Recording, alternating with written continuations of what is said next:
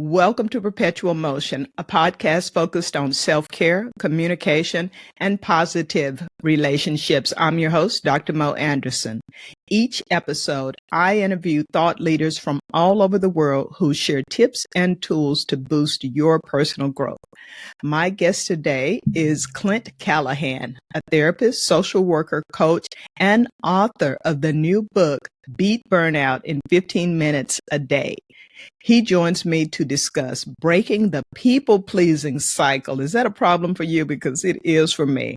Our broken mental health system and the power of incremental transformation.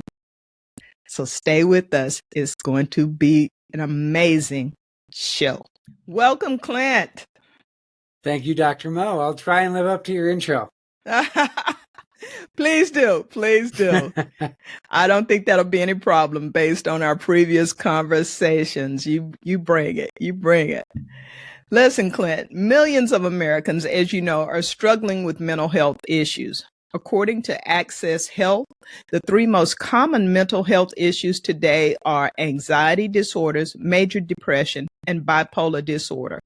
Why are these so prevalent? And is it better diagnosis and access to care, or are there changes in society? That's a very big question.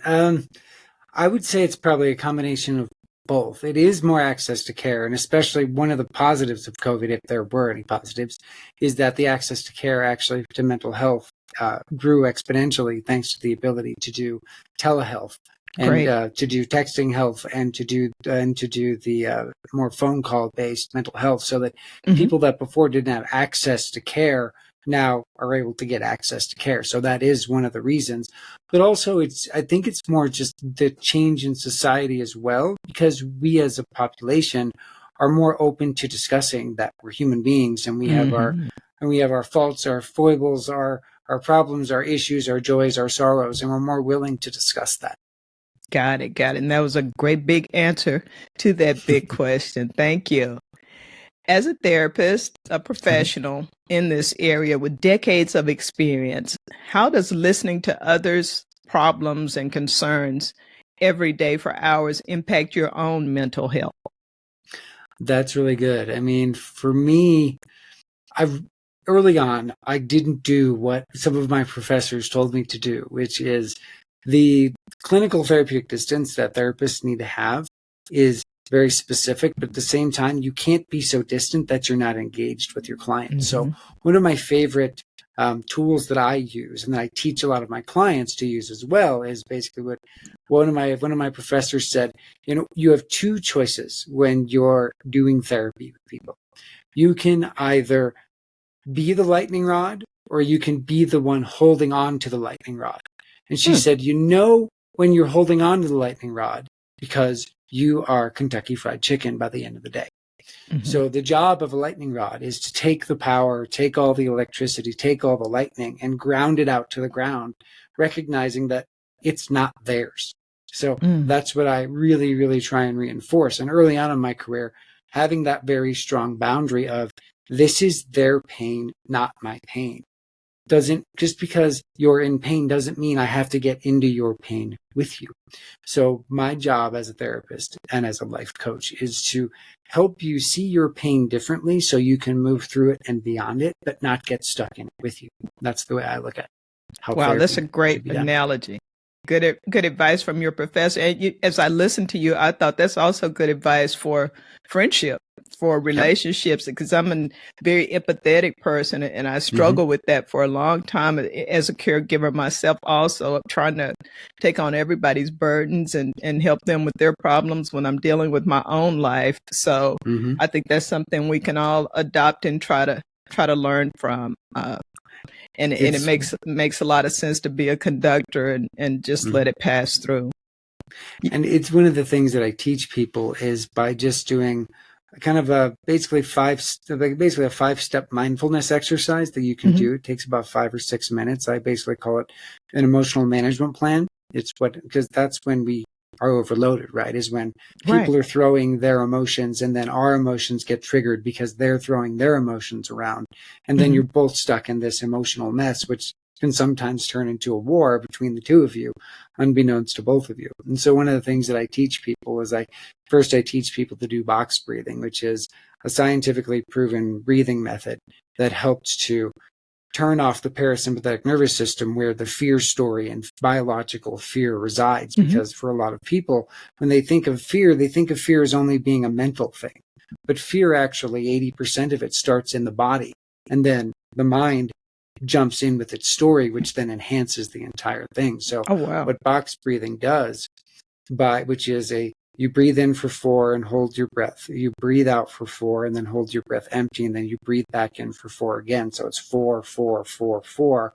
And by doing that, it allows you, and then you do that 4 times. And what it does, it's basically telling your body, which is currently in fight or flight, there is no danger. Because human beings for 300,000 years, 299,990 years, the last 100 years, we've been the most safe we've ever been. But for about the previous, that long, we were in survival mode. And that's where that's where the biological fear piece comes from, is survival mode.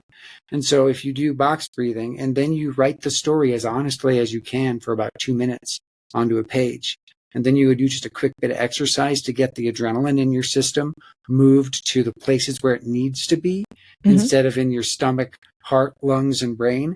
Because when adrenaline's in your brain, it speeds up your brain, but it gives a weird side effect for human beings, is it slows down time. So when we're in that adrenalized state, anxiety that is literally a minute long feels like 10 minutes, because that's how fast our brain is processing things. And then by doing those 3 things and then coming back and reading what you wrote, it then allows you to debunk this story that you told yourself. The most common one that I use, that I talk with my clients about, is you get an email from your boss. It says, "Hey, I'd like to talk to you this afternoon at 3:00. Let's say it's 11 o'clock, right? So you could spend the next 4 hours telling yourself, I'm going to be fired. I did something wrong. That there was that one project I know I didn't do my best on, and now the chickens are coming home to roost and they're going to get me and I'm going to be fired. And then once I'm fired, of course, that means I'm dead under a bridge within a week, because everything means it's over." Because that's where survival goes to. Survival goes to, I'm dead in a week. And then, of course, this story just piles on. And so by doing the box breathing, it allows you to break out of that fear cycle, because it tells your body, hey, we don't know what the email's about. And so let's say you do the box breathing, you calm down, you go through, you do your writing, you recognize that the story is false. You go and see your boss and they say, "Hey, I just want to commend you. You did a great job. You were the highest earner in all the different quarters. I'm giving you a bonus." And if you would have went in there full of anxiety and full of fear, who knows what you would have said? You might have walked in and said, "You know what? I don't even need to hear this. I quit." And then your boss would be sitting there going, but I was just going to give you this check and a plaque and say, "Good job." Where is this coming from? And that's what we do, because one of the things I've learned in the 23 years that I've done this, and I've spoken with thousands and thousands of people, is the story, because of survival that is built into all of us, starts at fear. That's where all of our emotions start from, which is hard for people to hear, because they don't want to think that most of their emotions start from fear. There's even fear in happiness and joy. And people are like, that doesn't make any sense. Shouldn't that be the exact opposite end of the spectrum? But that's not the case, because there's times, even when you're your most happy, or that thought crosses your mind, right? That says, will I ever be this happy again? Will I ever feel this way again? That's fear creeping in. Wow, that's great. And we've all been there, especially with new relationships. Is this real? Is this going to last? You start sabotaging yourself. You are so right. There's so much there, right there. That was awesome. That was worth the price of admission, folks. And I assume you're out here for free, but had you paid, that would be worth the price of admission. You really get some good tips with that. I didn't know what the box breathing was called, but I knew to do it. I just knew to do it when I got nervous, because I would either hold my breath or start breathing really fast, and my heart would start pounding. Yes, it was. So yeah, I like that. Thank you. So Not a problem. let's talk about another thing that impacts a lot of us because of things that happen within our environment, within our community, and that's grief. And a Mm. lot of us are struggling with grief from something recently to years ago. I see Facebook posts all the time. My friends are still distraught about loss, 5, 10, 15 years ago of parents. But I Yep. know that you lost your mother in a very difficult way. Can you Yes. share what happened and how you Yeah. coped with that loss? Yeah. So it's been this October will be 20 years that since my mom committed suicide. And she initially, before she committed suicide, she became sick with a illness with a autoimmune disorder that about 5,000 people on the planet have. So not a lot of people have it. So Very rare. there was no funding. There was nothing. It was like, hey, just take these medications and hopefully it'll do something. And so she spent the last, couple of years of her life trying medication and basically being in pain 24/7. And it was called dermatomyositis. And basically what it did is it liquefies your joints from the inside. Your body just eats its joints. Wow. So yeah, it was really bad for a long time. And she got to the point where she lost her faith and she lost her ability to just continue to function because of the pain. And she decided that I can't do this anymore, because if this is the way it's going to be for the rest of my life, she was old. She was 53 when she died. So she would have had another maybe 40 years of that maybe. And so she decided that she didn't want to. And that it broke me most because I was with her about 2 weeks before at a pain program at a hospital, and I was working with her and with the doctors, and I was there learning kind of what we can do to help her learn how to manage her pain without drugs and those kind of things. And during that time, she became psychotic because she drank too much water, and so she had to be put in the psych hospital. And then when she got out, did you say from drinking too much water? yes, if you drink too much water, it can mess with the electrolyte balance in your body, and that can cause heart problems, and it can actually cause psychosis, short-term psychosis. It's called medically induced psychosis. I didn't know that. Wow.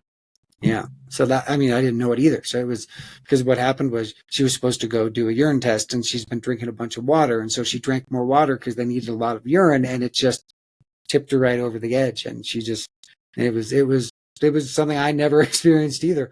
Luckily, I knew enough how to Google stuff, and from the symptoms, I was able to kind of figure out what it was. And then the doctors confirmed it. So that was good.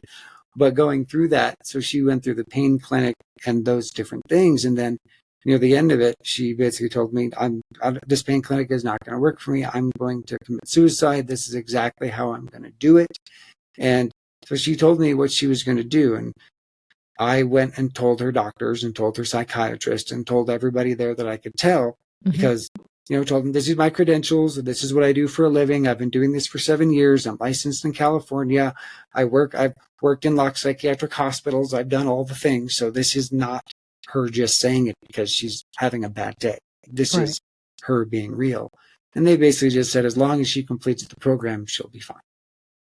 So that's what broke me, is the system that I'd been working in and pledging my life to didn't work, because she ended up doing that, and they didn't do anything for her. They just said, just have her try these meds and see if it works. And it was really difficult. And so that broke me, and that got me out of mental health for about 4 years. And then for that and I was lost in grief for about 5 years.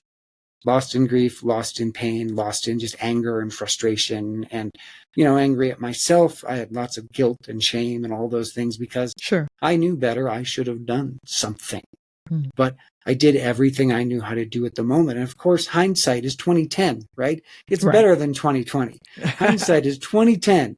You can look back and you can always know the million things you could have done differently, the things you would have done differently. But staying stuck in it does nothing but keep you stuck in the past and keep you stuck in your pain. So by that time, we'd had our first child. 2008 happened, and my wife and I lost our home, and so we had to go live with her in-laws, with my in-laws. And in that moment, I was in the biggest, deepest depression, burnout that I've ever been in my entire life. And from that, it really came to a point where I had to stop and ask myself the question, what kind of husband did I want to be? What kind of man did I want to be? What kind of father did I want to be? Because burnout is really, really insidious. First, it pulls you away from from just doing anything with anybody else. That's the first thing it does.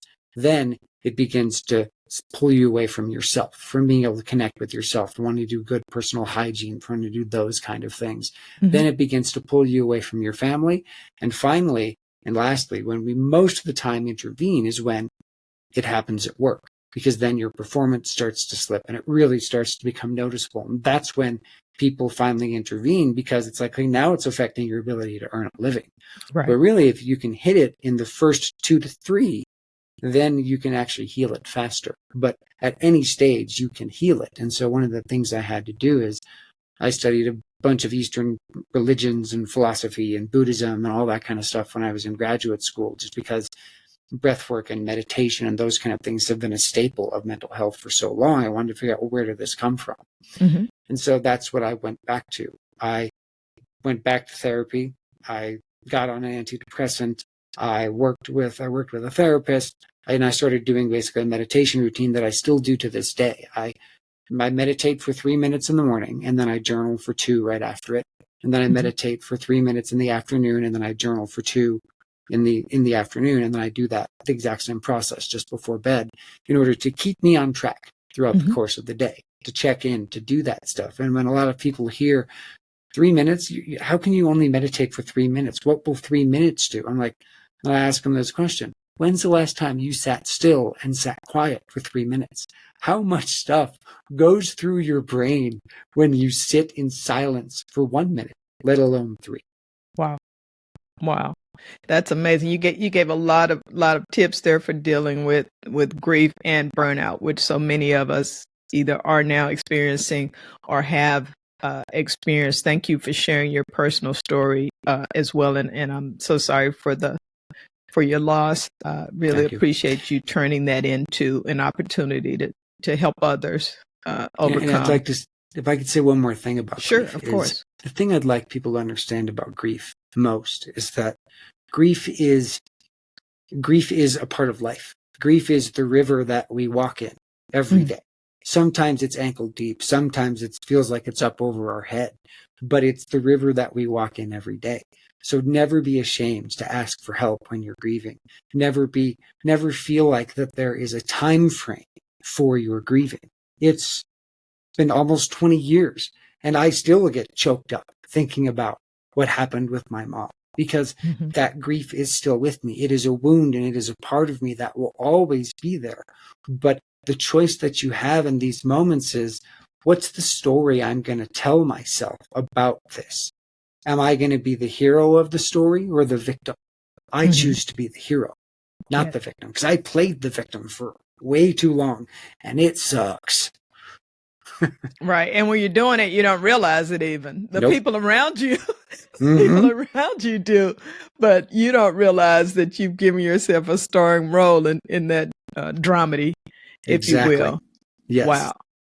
Wow. Look at the smile and how confident you are today. That's why I wanted to start with these questions, because I always want to set the foundation of, this is not just an expert academically, but you've also been through the things that you're now helping others more with. than I'd like. Than I'd like. I hear you. And the grief, correct me if I'm wrong, but people often associate grief with death of a loved one, but grief could be the loss of your home or the loss of your job. Is that correct? Yes. Go ahead. Grief is not just the death of a person. Grief is the death of an idea, the death of an identity that you have about yourself. Grief can be the loss of a job that you thought gave you purpose. Grief can be the death of pets. It can be the death of friendships. It can be grief is all these things, and yet none of these things. Because what grief actually is it's the sadness of forced change. Wow. Because that's what grief is. It forces you to look at, analyze, and change. And sometimes you do it, and sometimes you don't. And when you don't, you get stuck in grief long term, and then you just spin your wheels and spin your wheels. But when you accept grief for what it is, and you're able to figure out your way of moving through it, because I love Kubler-Ross's steps for grief, and I think it's great. But what I want people to know about those things is that grief is a non-linear process. It's not 1, 2, 3, 4, 5. You don't go through the process like that. Hello. If you do, oh man, you are the luckiest person in the world. Or if a robot. You do that. You need to go buy a Powerball ticket right now. Right. But because grief is usually, you start at step 1, you go to step 5, you bounce back to step 4, you go to step 3, you go back to step 5. You're in anger, you're in denial, you're in acceptance, you're back into anger, you're back into denial, you go back to bargaining, you go back to acceptance, and that's what it is. And I've been through that probably 1,000 times since my mom died, is that process. So, and sometimes it hits you the most difficult ways. Like, my mom loved Christmas, and because we just went through the Christmas season, Christmas is an amazing time because I love being with family and I remember it fondly, and also it hurts too because it opens that wound just a little bit, because it was always Christmas music and Christmas decorations the day after Thanksgiving, and so it's those kind of things, right? That even almost 20 years later, those things still pop up and still get you. But again, it comes back to, how do I reframe it in that moment? I could be sad about it. I could feel horrible that she's not here, or I could go, she would want me to enjoy this holiday because it was her absolute favorite. Again, do you play the victim or do you play the hero? Wow.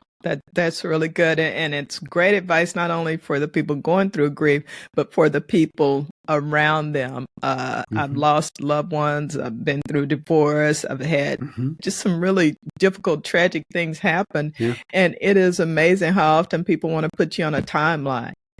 Oh, just get over it. Why are you still thinking about that, talking about that, crying about that? And like you just said, it varies per person. You can't, there's no clock, no button. You can just turn it off. But, for me, as long as I was gradually but surely moving forward, especially after I got my cancer diagnosis, I mean, you talk about that changed my whole world in a word, When he finished that sentence, everything before that was totally different than the remainder of my life. And I've tried to make that test into a testimony, but there's not a moment that I forget that happened. So I really, and that's the thing, that cancer diagnosis for you was a grief moment. Yes. Because there was now before cancer and after cancer. Well, and during cancer too. So there was those 3 eras, and each one of those eras created this pocket of grief that you figured out how to work through. And it's one of the most difficult things to have, because it's literally, again, it's a lot like an autoimmune disease, right? It's your body literally attacking itself. Yeah. Yeah. And that's a hard blow to take. It's one thing when the whole world is coming against you, but when you're fighting yourself, that's a tough one. Thank you for explaining that for better than I've ever been able to.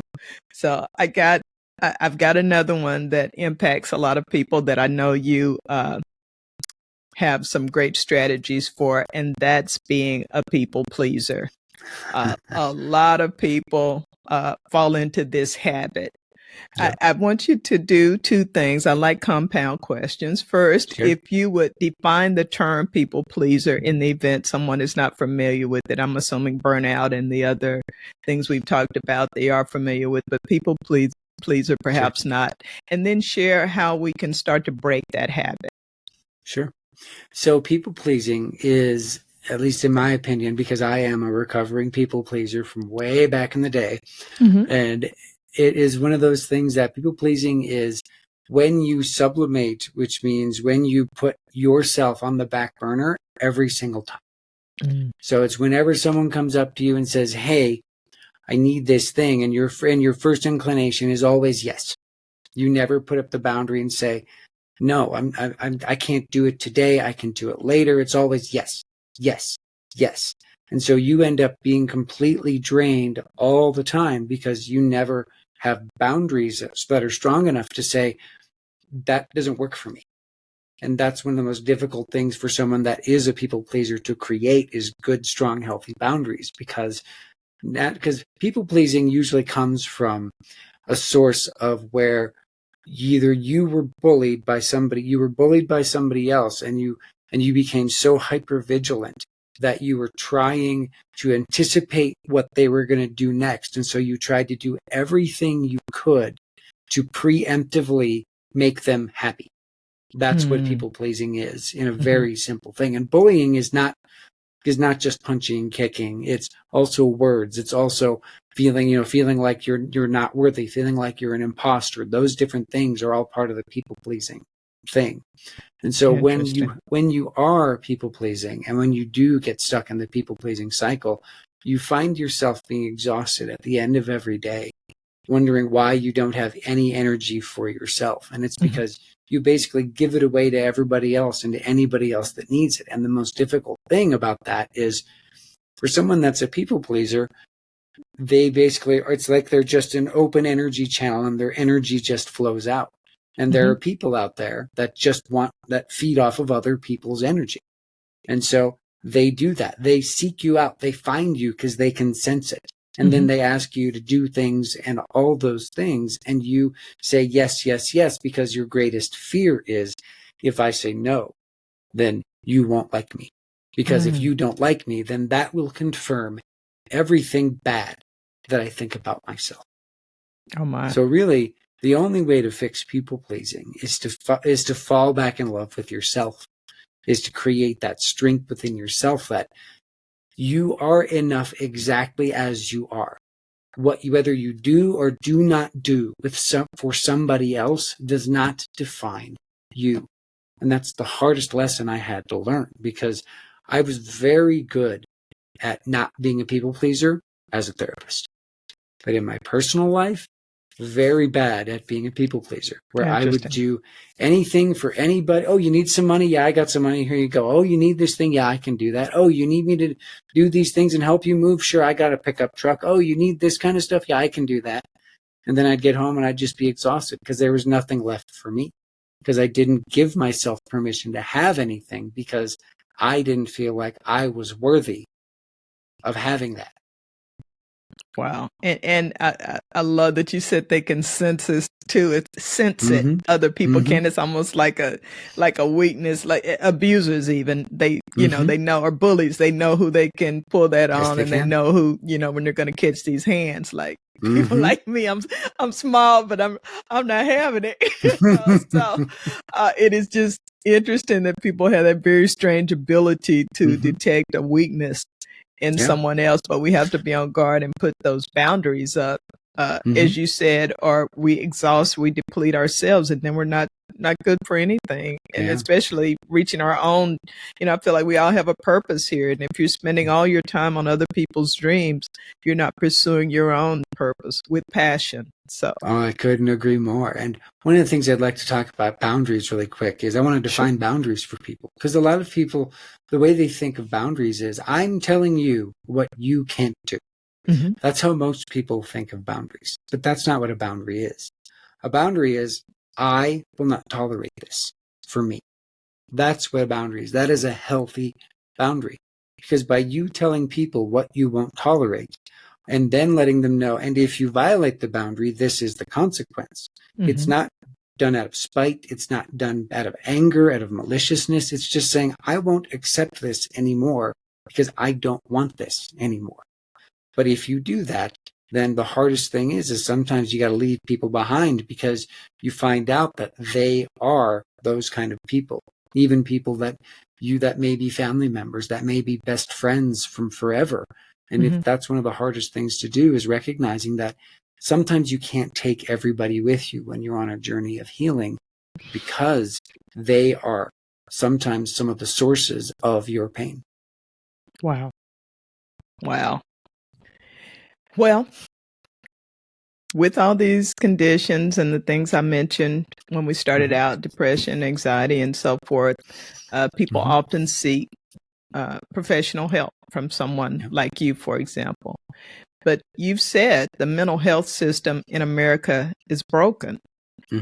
Why do you say it's broken, and what can be done to create a better, more connected and accessible mental health system that benefits all? The first thing for when it comes to mental health is it's a societal issue where mental health is seen as a personal weakness. And that's not the case. It's not a personal weakness. Because if you ask anybody that's dealing with any kind of mental health issue or trauma, they would say, cut off my arm if you could make me not feel this way. I would much rather live without an arm than feel this way. But the problem is that we don't look at mental health as something that is an actual injury to the body, to the soul, to the mind. They're actually just finding out, thanks to really the new functional magnetic imaging, that trauma is, they're trying to get it rebranded as, instead of PTSD to PTSI, instead of post-traumatic stress disorder to post-traumatic stress injury. Because now with that kind of imaging, they actually did a study on a bunch of sexual abuse survivors and veterans that came back from the war, and they can actually see where the synapses in their brain were melted because of the trauma that continued to occur. Because trauma, you have to remember, your brain is just electricity and chemicals that are spitting across these two super teeny tiny wires. But the thing is if you run a whole bunch of current through a wire that can't handle it, it destroys and melts the wire. And they're finding that happens in the human brain when trauma happens, that it creates an actual injury point that they can see based on blood flow and based on the way that the chemicals move in the brain. They can actually pinpoint, oh, this is where you're holding that trauma, literally physically in your brain and in your body. So is that synapses or what is the... That's what it is. Okay. Yeah. The little synapses where there's each one a little synaptic thing, the synaptic cleft right here, and that's where the neurotransmitters spit across there. That gets burned to where it becomes melted, and you can actually see it and it's not like it's a giant quarter-sized thing. It's like super, nano microscopic kind of thing. Right. But they also found that from doing that trauma is not stored in the brain like other memories. Trauma is stored so other memories are stored as memories where they happened in the past, and your brain knows that they happened in the past. Trauma is stored in the brain as if it's currently happening. So when a traumatic event or a re-triggering happens, that's why you feel like it's happening again right now, just as powerful as when the event happened. Be it 20 years or 2 years, it still comes back the same way because of the way it's stored in the brain. That's amazing. And I can give an example because I just went through it driving back and forth to Galveston. I had a very bad accident. My car hydroplaned on a road that was under construction, and it had those barriers up. It was 2 lanes and barriers up on both sides. And I bounced like a ping pong ball between those. And I was on the phone. I dropped the phone, and my friend said she could hear me screaming the whole time as it was happening, which I'm sure was traumatic for her. I had to be cut out of the car and rushed to the hospital. But the trauma or the experience is that whenever I'm driving, that's been years ago, and I'm between 2 barriers like that, I get so anxious about it. And it's not raining, the traffic's fine and everything, but it's like it just happened. I can hear it and everything. And that's just crazy to me. But now I understand it better because of what you just said, because I keep thinking, why am I thinking about this? That was so long ago. I should be over it. But and I'm not anticipating it. It just comes. And it's stored in your brain as if it's now. So that right there, box breathe. Box breathe. Okay. Box breathe in that moment, because that's something you can do while driving, and it will soothe because what's happening is your parasympathetic nervous system is turning to full-on fear mode, like it's happening again. So if you can box breathe during that moment, you'll stop it from getting into the next level of fear, of where it engages your brain to the point of where you're now reliving the memory. I actually have that too, because I rolled my pickup because of black ice. So every time I drive over a bridge, even in California, because this happened to me in Wyoming as I was driving back to California. Mm-hmm. So even in California, where snow and ice don't exist, driving across a bridge makes me clench up completely all the way, even though I know there's no possible way that there's going to be ice on that bridge. But everything in me is like, are you sure? Yeah, exactly. You know, exactly. You could be the one person that finds it for some reason. Mm-hmm. Mm-hmm. Thanks for sharing that and for explaining it, because I have just tried everything, and so now I just tell people, look, if I get a little weird when we go through this construction, I just, So the moment you start seeing like the orange cones, the moment you start seeing any kind of construction, just breathe in, hold for 4, breathe out, hold empty for 4, breathe in and hold for 4 as you're driving through it. And that will keep your body recognizing that you're not in danger. Because we're okay. What happens when you were going through that is you were breathing like you were being chased by a tiger, going to be ripped apart. Mm-hmm. So that's how your body was reacting. And that's probably once you really begin to recognize that, when you're in the midst of these moments of when trauma reappears, you'll start to recognize that feeling in your body and go, oh, I know what to do to stop this feeling so it doesn't get up here. Because the good thing is there's a delay between the 80% body fear and then the brain kicking in and adding the extra stuff to it, to where then you get stuck in paralysis, where you get stuck in that really fear-based thinking. It takes there's usually about a 2 to 5 second gap.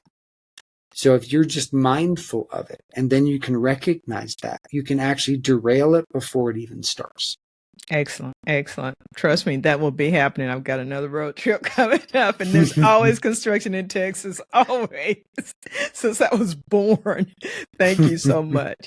Let's talk about your transformational system that's allowed your clients to make significant positive changes in their personal lives and relationships. Tell us about that. Sure. So through all the work that I've done, and myself and with all these different clients that I've had over the years, I decided to kind of distill all the stuff that I do, because what I found for myself and for my clients is one of the biggest barriers to change is that, well, I don't have time to do that.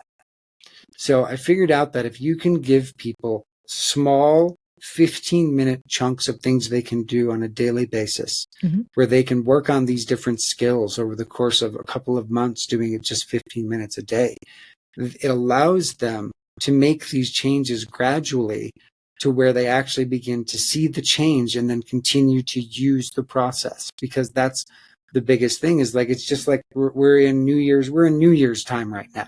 Right. And so the New Year's resolution is the most failed goal ever invented. It is the most failed goal ever invented, because the goal is usually something so lofty that it can't be completed. And so it then creates this, you get fatigued when you're doing a goal, because it's hard to continue to strive every day towards these goals. It's like, so the best way I like to teach people about goals is climbing a mountain. Because climbing a mountain, if you're at the bottom of a mountain and you look at the peak of where you need to go, pretty much your brain is going to go, no, hell no, I am not going to do that. You want me to go there? We are staying down here. Let's take a nap. I'm done. I'm tired before I even start. So that's why breaking the goals down into the long-term goal, which is the mountaintop, the mid-range goal, which are the little base camps that you're creating along the way. And you can have 100 base camps to get to this goal. It doesn't have to be 2 or 3. You can have as many as you need. But then what's really important is the steps in between are the 15 minutes a day of focusing exclusively on working on that goal. And by doing that, the 15 minutes a day, and this is the most important lesson that I've learned in goal creation, is build in failure, build in cheat days. Because if you can build in days when you can say, today I just don't want to do it, as long as it's part of the goal, hey, you're still on track. Isn't that a great trick? I love it. Yes. Because when you don't do that, you then feel like a failure. And then when you begin to feel like a failure, the negative self-talk, little demons come out and start chatting in your ear like, see, I told you weren't going to do this. See, I told you couldn't make that happen. But by building in those points of saying, today I don't want to do it, I'm taking one of my cheat days. So in my life, I have 3 cheat days that I've given myself a month. And you know what the crazy thing is? I rarely use them because I don't need to. Because I know the stuff that I do is going to be good for me long term. But knowing they're there is this cushion of, you know what? If I don't want to do this today, I don't have to. Well, it's only 15 minutes. I can find 15 minutes. And again, how do I do my 15 minutes? 5 minutes in the morning, 5 minutes at lunch, 5 minutes at dinner. If you can't find 3 5-minute periods during the day, then what are you doing? What are you doing? That's exactly what I was thinking. Really? What are you 5 doing? minutes? Right. And that's it. I mean, literally, set a timer. Set a timer for 3 minutes and just sit there and breathe. And then whatever comes up the most in the morning, take that and write about it. And then use that as the thing you want to work on that day. And then look at it again at lunchtime. And then look at it again at dinner time and see, how did you stay on track that day? Because that's the only reason I broke it up, was because it helps me stay on track. If you need to do 15 1-minute sessions a day, fine. Do 15-minute 1-minute sessions. If you need to do 7 2.3-minute sessions a day, fine. Do 7 2.3-minute sessions a day. Whatever you need to do, do it. There is no right way. The only way you fail is if you don't try. So just continue to try. Absolutely. I love it. And I'm guessing that I haven't had an opportunity to read it yet, but it sounds like we might have gotten into your new book. And I'll say the full title this time: Beat Burnout in 15 Minutes a Day, How to Prioritize Yourself Without Losing What Matters Most. Yes. Is there more you'd like to tell us about the book? I love the title, Clint. So I wrote that because it's a part. So I wrote it. It's a part of my life coaching course, and it's a part of, and it basically is my life coaching course. I put it in that book because I want it to be in a way that people can read it and understand it. Every chapter takes about 7 minutes to read. 7 to 15 minutes to read. I made it as simple as possible so people can just do that 15 minutes a day, and they're accomplishing something. And then each chapter has a couple of different worksheets to help bring the points home in the chapter, to help you get deeper into that if that's what you want to do, because that's part of the process. Is the more that you are able to turn back and look at yourself and say, what was my part in this? And then decide if you want to continue to do that. And sometimes you may decide that, yes, I still want to do that. Okay, go ahead. Sometimes you may say, no, I don't want to do that. Okay, then don't. There is no wrong answer. But it's you building this thing for you so that you feel like you are making progress. That's the thing I want people to understand, is there is no one way. I am not an expert in being a human being. I am figuring it out just like everybody else. That is if there's one lesson I could teach everybody on the planet, is we are all making it up as we go along. Everything that Dr. Mo and I talked about right now, we made up as we were talking. And it's subject to change as we know more. As we know more. Yes, exactly. And that's the thing, is, so if everything is made up and we all make it up as we go along, then there is no wrong answer. There are better ways to do things, but it doesn't mean that you struggling through your way doesn't mean you won't get where you want to be. It just may take a little longer. That's why having a life coach, having a therapist, having good friends, having people that can give you an external perspective helps shape your path faster so you can get where you want to go faster. That's why never, ever, ever, ever feel ashamed to ask for help. Because I've been doing this for 23 years. I'm a therapist. I'm supposed to have all the answers, right? But that's the thing, is I don't. I go to therapy myself. My wife is a therapist. I ask my friends questions all the time, and they're not therapists, because sometimes I need a non-therapeutic opinion. Right. Wisdom. Anyone can have wisdom. Yeah. Yes. And there's nothing wrong with just trying and failing, because remember, as long as failure is a part of the goal, you're still on your way to success. I love it. I Love it. It sounds like a wonderful read. I look forward to reading it. It is definitely something that I need, something that we've all struggled with.